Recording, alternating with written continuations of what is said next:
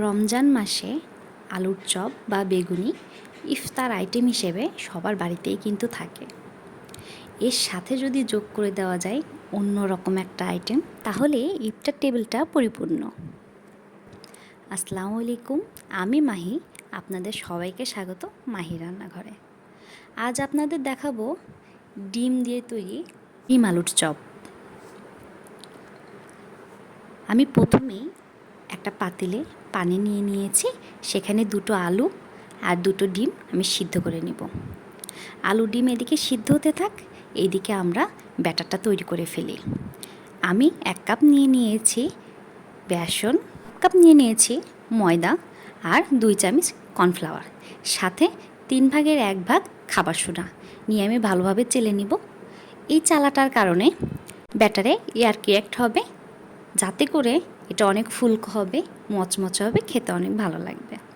এখানে দিয়ে দিলাম 1 চামচ মরিচের গুঁড়া, 1/2 চামচ হলুদের গুঁড়া, 1/2 চামচ ভাজা জিরের গুঁড়া, স্বাদ মতো লবণ দিয়ে ভালোভাবে মিশিয়ে নেব।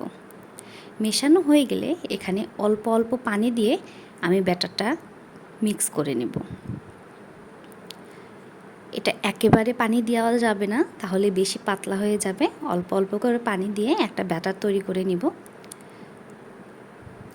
এটা যতক্ষণ ধরে মিক্স করা যাবে এর কনসিস্টেন্সিটা ততটা ভালো হবে। আপনারা একটু খেয়াল করে দেখবেন আমি কিভাবে এটা মিক্স করছি। প্রায় আমি 4-5 মিনিট ধরে এটা মিক্স করেছি। এটা মিক্স করলে অনেক ফুলকো হয়।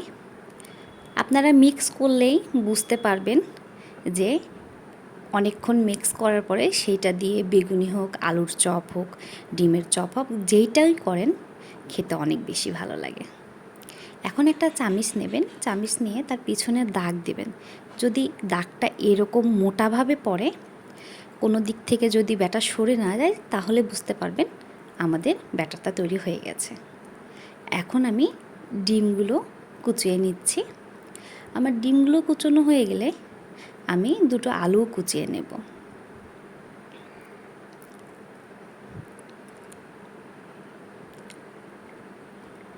এদিকে আমার আলুগুলো কুচোনো হয়ে গেছে। আলুগুলো কুচোনো হয়ে গেলে এখানে আমি মিক্স করব পেঁয়াজ কুচি, মরিচ কুচি, টমেটো কুচি, সাথে সামান্য একটু হলুদের গুঁড়া আর লবণ। আপনারা চাইলে এখানে ভাজা জিরের গুঁড়াটাও অ্যাড করতে পারেন, স্বাদটা আরও বেশি বেড়ে যাবে। ভালোভাবে মিক্স করা হয়ে গেলে আমি এখানে 3টা শেপ করে তৈরি করব। একটা দিব লম্বা শেপ, একটা দিব গোল আকার, আর একটা একটু চ্যাপ্টা চ্যাপ্টা করে দিব। আমি এখানে 3 রকমের শেপ দিয়ে দিয়েছি। আমার প্রায় অনেকগুলো হয়েছে। এখন একটা প্যানে তেল দিয়ে দিব। তেল দিয়ে আমি এই ব্যাটারের মধ্যে সবগুলো মিক্স করে ভাজা শুরু করে দিব। আমি এক এক করে সবগুলোই তেলের মধ্যে দিয়ে দিচ্ছি।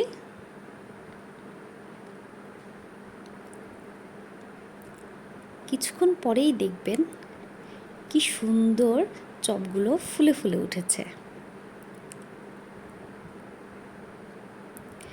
চপের এক পাশটা হয়ে গেলে আমরা উল্টিয়ে দিব, আরেক পাশটা যেন ভালোভাবে হয়, সেই জন্য আমাদের এক পাশটা হয়ে গেছে, আমরা উল্টে দিচ্ছি, আরেক পাশটা ভালোভাবে যেন ভাজা হয়।